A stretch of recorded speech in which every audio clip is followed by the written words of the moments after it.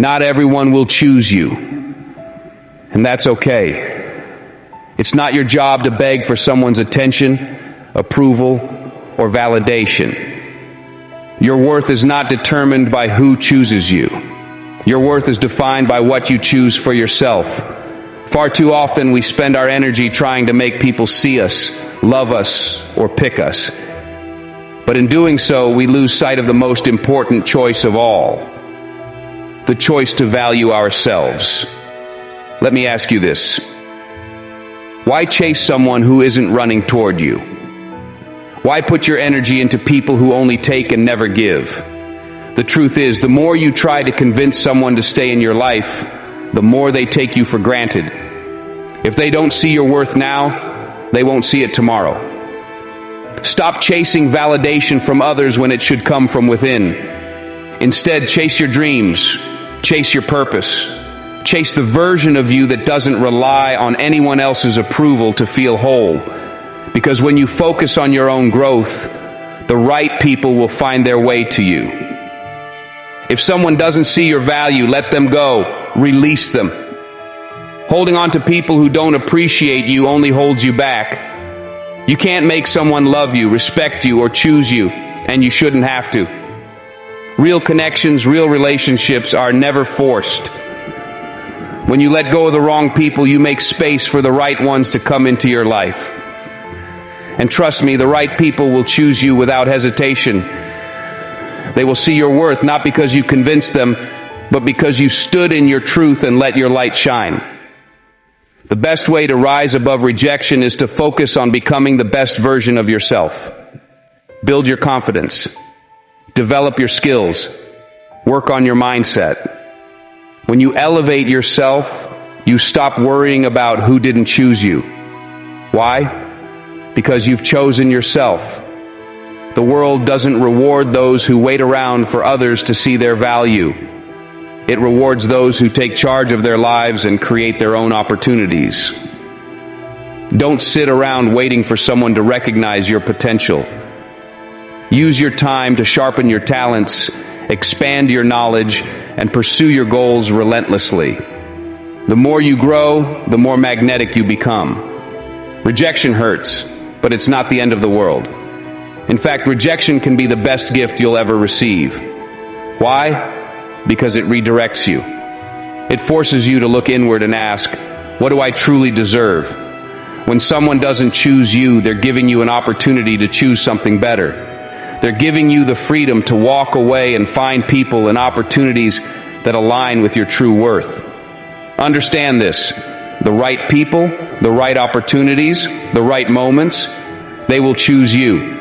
You won't have to beg, convince, or plead. They will see you for who you are and appreciate everything you bring to the table. But you'll never attract the right people if you're too busy holding on to the wrong ones. You must trust the process. Trust that everything you're going through is leading you to where you're meant to be. When you force someone to choose you, you're often dimming your own light just to make them comfortable. But let me tell you something. Never shrink yourself to fit into someone else's life. Never lower your standards to make someone stay. The right people won't be intimidated by your greatness. They won't ask you to tone it down. They'll celebrate you. They'll uplift you. And they'll push you to shine even brighter. Above all, choose yourself. Stop waiting for others to see your worth and start recognizing it for yourself. Wake up every day with the mindset that you are enough, that you are worthy, that you are capable.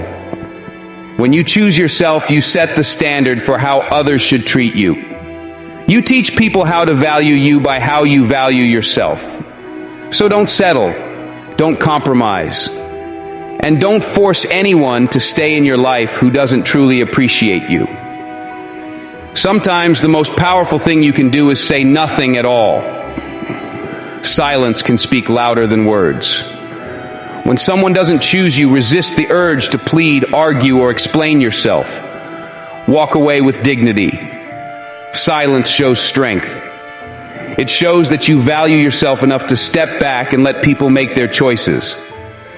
And when you carry yourself with quiet confidence, it often says more than any words ever could. Let your silence speak your worth, and let your actions show your resilience. In this journey called life, you will encounter people who don't see your value, people who overlook you, people who choose someone else. But remember this: their inability to see your worth says nothing about you and everything about them. You are here for a reason. You have a purpose, a light, a strength that no one can take away. So stop begging for seats at tables where you're not respected. Build your own table. Surround yourself with people who choose you willingly, wholeheartedly, and without hesitation. And above all, never forget to choose yourself. And let me start by saying something profound yet challenging. The more you love, the more you suffer. Love, the most powerful force in the universe, holds within it both our greatest joys and our deepest sorrows. Think about it. The love of a parent for a child, the love between partners, or even the love for a dream or passion. All of these bring immense fulfillment, but they also open us to vulnerability, loss, and heartache. And yet, would you trade the joys of love to escape its pain? Most of us wouldn't. Because love, even with its suffering, is what gives life meaning. Today I want us to take a journey together, a journey that delves into the essence of love and suffering, their inseparable bond, and how we can transform that suffering into strength and purpose. To love is to open your heart. It's to allow yourself to be seen, truly seen, in all your beauty and imperfections. But opening your heart also means risking pain. When you love, you're vulnerable. You're exposed, and that's where suffering begins. Let me share a quote with you by C.S. Lewis. To love at all is to be vulnerable. Love anything, and your heart will be wrung and possibly broken. If you want to make sure of keeping it intact, you must give it to no one, not even an animal. Wrap it carefully round with hobbies and little luxuries. Avoid all entanglements. Lock it up safe in the casket or coffin of your selfishness. But in that casket, safe, dark, motionless, airless, it will change. It will not be broken. It will become unbreakable, impenetrable, irredeemable. To love is to be vulnerable. That vulnerability is what makes love beautiful, but it's also what makes it painful. Think about a mother's love for her child. The joy of watching that child grow is unparalleled, but so is the pain when the child struggles, gets hurt, or makes mistakes. Or consider the love we feel for someone who has left us through distance, through conflict, or through death. The depth of our suffering is often a reflection of the depth of our love. But here's the paradox. Suffering is not the enemy. In fact, suffering is one of our greatest teachers. Think about the times in your life when you've grown the most. Were they the easy times, or were they the moments when you faced heartbreak, loss, or rejection? Suffering forces us to confront our vulnerabilities, to ask ourselves hard questions, and to seek out strength we didn't know we had. It shapes us. It deepens our understanding of what matters most. Let me share the story of Nelson Mandela.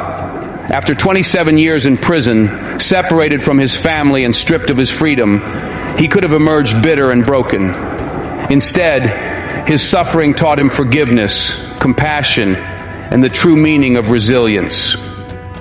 He used the lessons of his pain to lead a nation towards healing. We may not face struggles as monumental as Mandela's, but our own suffering, whether it's the pain of a breakup, the loss of a loved one, or the failure of a dream, can teach us profound lessons if we let it. Many of us have endured pain so deep it feels impossible to overcome, but that pain can become a wellspring of strength and purpose. It starts with reframing the narrative, seeing suffering not as an end, but as a beginning. Here's how. 1. Reflect on your pain. Take time to truly understand what your suffering has taught you. It often reveals your deepest values and hidden strengths. 2, channel it into action. Use the energy of your pain to create something meaningful. Let it motivate you to pursue dreams, help others, or build a life that reflects your resilience. 3, embrace the process. Growth through pain is not immediate. It's a journey, but one that transforms your suffering into a source of power. Your pain has a purpose. Don't waste it. Let it drive you forward. Despite the suffering, love is always worth it. Why? Because love gives life its color. It's what makes us human. It's what connects us to one another. Imagine a life without love. No joy in seeing a friend smile. No comfort in a parent's embrace. No passion for your dreams. It would be a life without meaning. As Khalil Gibran wrote, "When you are sorrowful, look again in your heart, and you shall see that in truth you are weeping for that which has been your delight." So, what do we do with the fact that the more we love, the more we suffer? We embrace it. We recognize that suffering is not a sign of weakness. It's a sign of how deeply we've lived. We use that suffering to grow, to learn, and to love even more. Love bravely, love deeply, and when the suffering comes, face it with courage. Because in the end, it's the love we give and receive that makes our lives truly meaningful. If this message resonated with you, share it. Let someone else know that their pain is not a burden, it's a testament to their love.